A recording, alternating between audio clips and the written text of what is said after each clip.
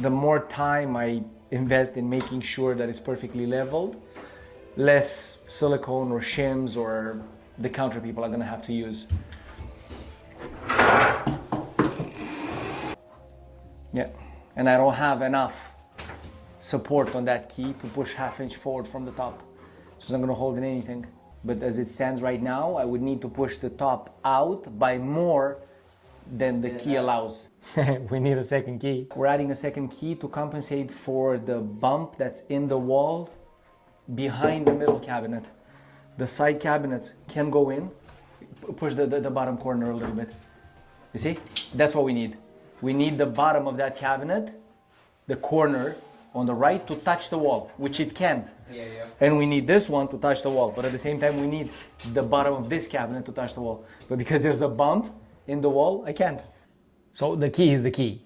And the key is very important because it keeps everything leveled on the same plane. So as long as the key is installed properly, all the cabinets are gonna go on the key perfectly aligned and horizontal. It's perfectly vertical this way, all the joints, but this plane is inclined. Not working. Yeah, so now build up the second key. I can bring everything forward at the top, therefore compensating for the bump that's in the wall. Just a tiny little bit.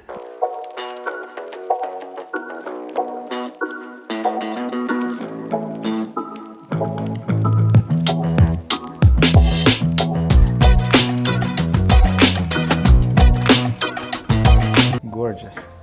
So I have to cut 3 panels, 3 side panels, 2 that are gonna make almost like a column here with a front strip, and then a second panel there that's gonna go all the way to the wall. So it's almost gonna look like a face frame cabinet with the frame going all the way down to the floor. So let's see. Perfect. Everything is crooked. The wall is not perpendicular to the floor, and the cabinet is just somewhere, but nothing lines up. So now I'm gonna have to line it up and trace it to where I can cut it to copy the floor and the back wall, leaving 7/8 of an inch in front, so that the face frame ends up being flush with the doors. Good luck to me. Well, good luck.